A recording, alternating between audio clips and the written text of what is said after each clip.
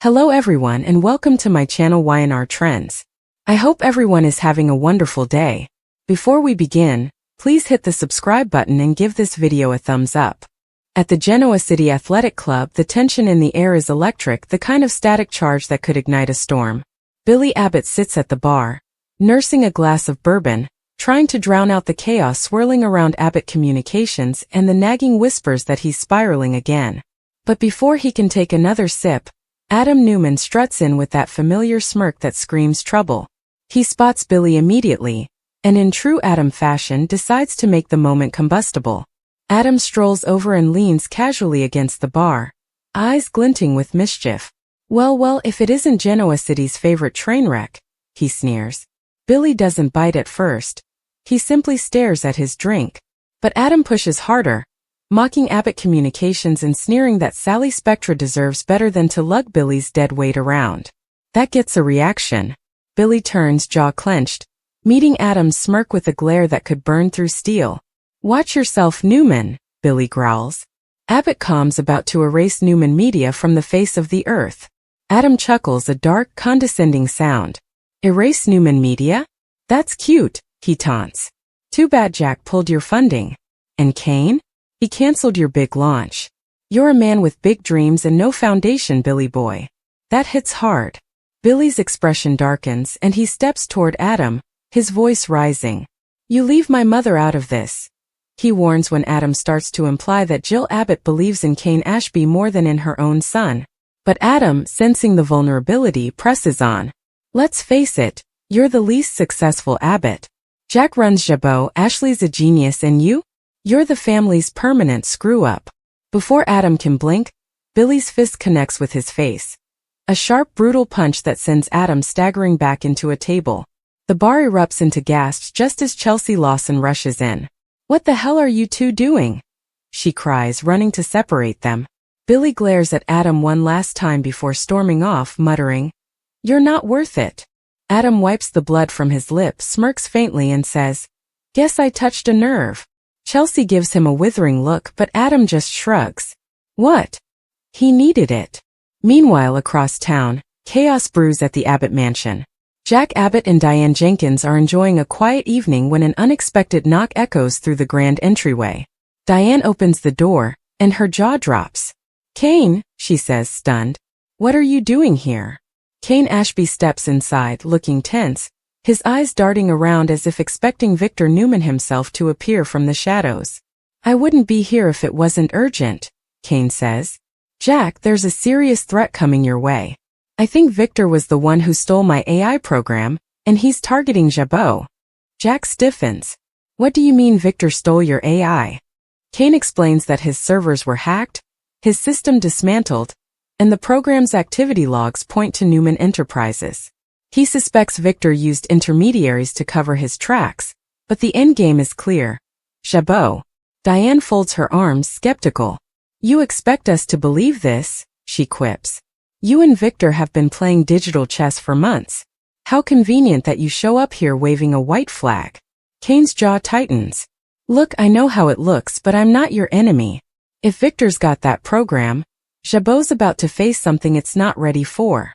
Jack slams his fist on the table. "Damn it, Diane, he's right. If Victor's got it, he's already planning an attack." Jack whirls on Kane. "You created it. How do we stop him?" Kane grimaces. "We can't. The only way to disable the AI is with the original encryption key. And I don't have it anymore." Jack's face twists with fury. "If Jabot falls because of your recklessness, Kane, I swear." He stops mid-sentence, his tone darkening.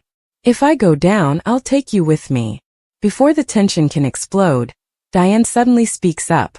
"Wait. What if Victor didn't steal it directly? What if someone gave it to him?" Jack narrows his eyes. "Who would do that?" Diane hesitates, then says, "Phyllis." The name drops like a bomb in the room. Jack's expression freezes, the memories of betrayal flashing behind his eyes. "Phyllis? Are you saying she played Kane? That she's the real hacker?" Diane nods slowly. Who else could pull off something like this? At the Newman Ranch, Victor's deal with the devil begins. Phyllis Summer stands in Victor Newman's foyer, hands on her hips, a smirk painted across her lips. Victor opens the door unimpressed. You've got 10 minutes, he growls. Phyllis walks in like she owns the place. Oh, come on, Victor. Don't pretend you're not dying to hear what I have. Victor crosses his arms. You've got something worth my time? Oh, I do, Phyllis purrs, stepping closer. I stole Kane's AI program. Victor's eyebrow lifts. You what? I have the program, she says confidently. And I'm offering you a deal. Victor eyes her warily. Why should I trust you? You shouldn't, she admits with a teasing smile. But you should believe that I never bluff. She opens her laptop and shows him the glowing screen. A sleek interface with a single flashing command line target. Jabot Cosmetics. Victor's eyes gleam. Impressive, he mutters. I convinced Kane that he'd been hacked, Phyllis says, enjoying every second. I made him think someone else took it. But the truth? I was in control the whole time. Victor studies her closely. Why betray Ashby? Phyllis tilts her head, her smile fading into something colder. Because he betrayed me first. He used me to get ahead, and now I'm evening the score. Victor chuckles. You are everything they say you are, Phyllis. I'll take that as a compliment, she says smoothly.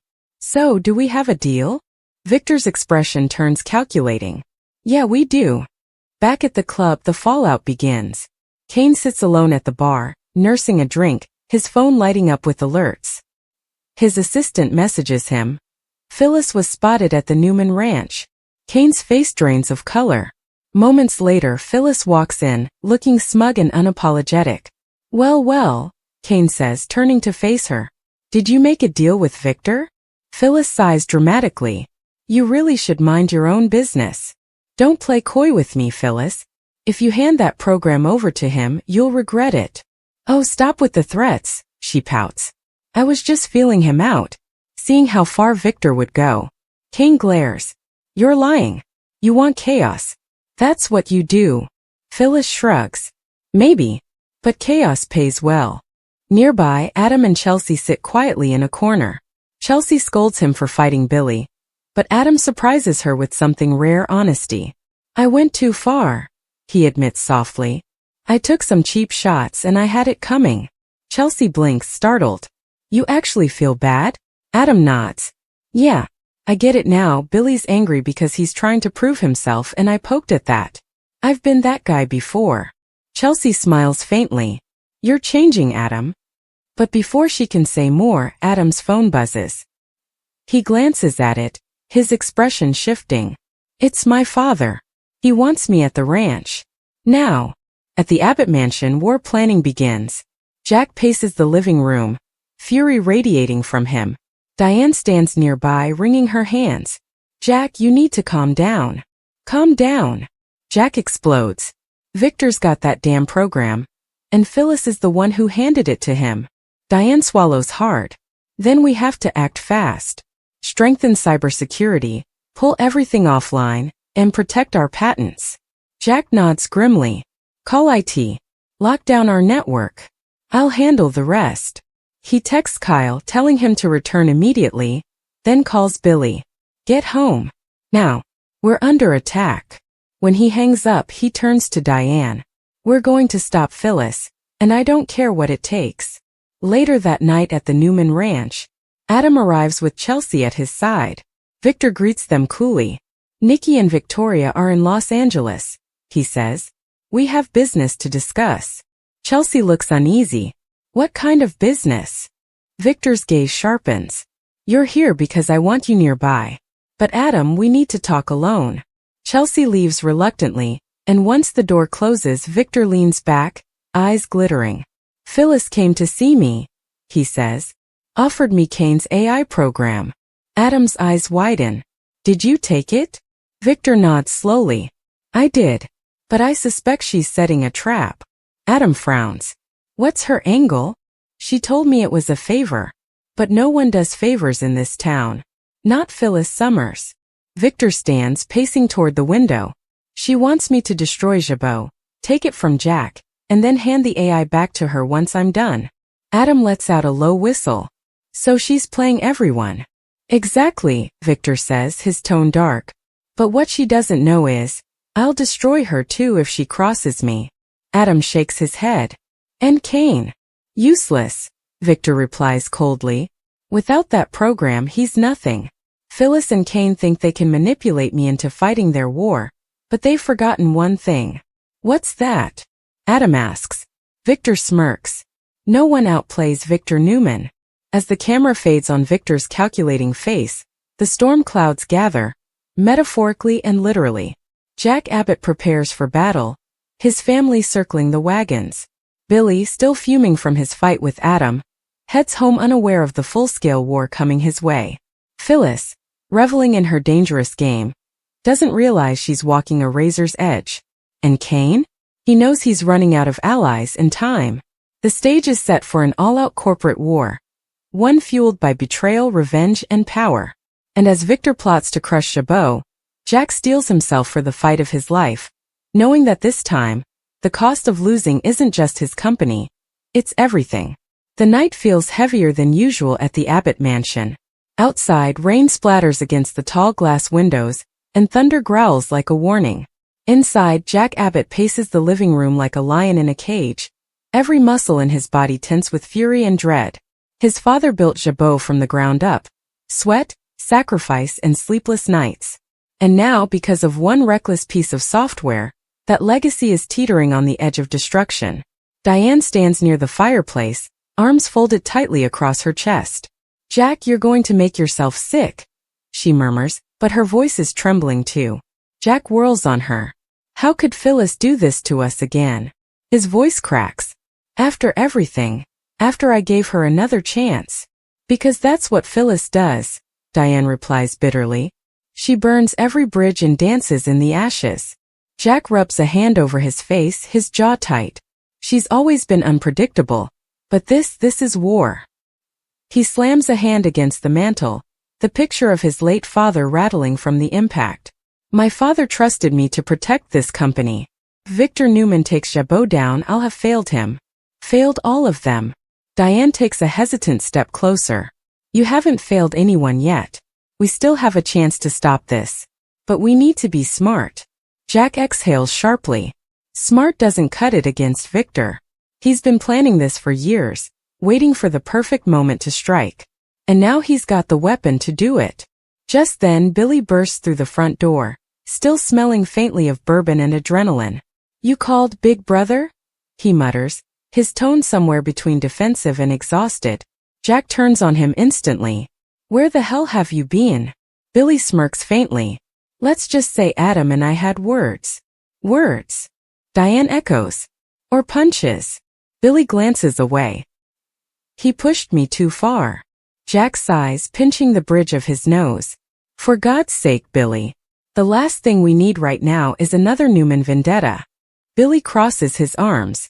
Funny you should say that, because the Newmans are already plotting to burn us to the ground. Adam practically said it between insults. Jack freezes, meeting his brother's gaze. What did he say?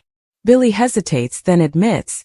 He mentioned something about Victor having a new ace up his sleeve, something that would erase Chabot from history. I thought it was just another jab, but now. Jack's stomach twists. He knows, he whispers. Victor already has the program. Diane steps forward, her voice trembling. Then it's begun. Jack straightens his shoulders, his expression hardening. Then we fight. The hacker's web. Meanwhile, across town, Phyllis Summer sits in her suite at the Grand Phoenix, the glow from her laptop illuminating her face. She's been on this path for weeks, scheming, coding, and manipulating her way into Victor Newman's confidence. Now her screen flashes with encrypted data streams, the digital veins of Kane's stolen AI program pulsing with power. She leans back, sipping her martini, smiling to herself. You think you're using me, Victor? She murmurs.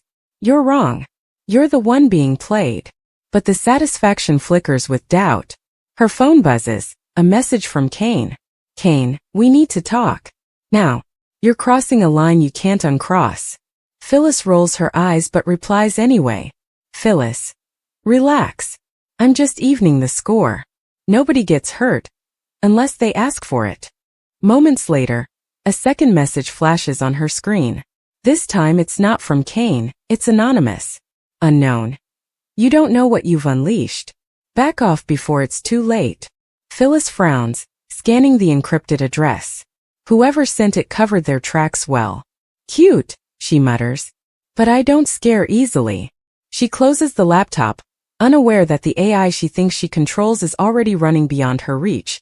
Its algorithms replicating, adapting, learning. At Newman Ranch, the devil's contract deepens. Victor Newman stands in his study, staring out at the storm through the tall windows. Adam sits opposite him, expression guarded. So let me get this straight, Adam says carefully. You're planning to use Phyllis's stolen AI to bring down Jabot. And then what? Hand it back to her. Victor's eyes gleam. I told her what she wanted to hear. But when Jabot falls, Phyllis Summers will find herself obsolete, like everyone who crosses me. Adam leans back, smirking faintly. You really can't help yourself, can you? Victor's glare sharpens. What's that supposed to mean? You're addicted to the game, Adam replies. Every time you destroy someone, it's never enough.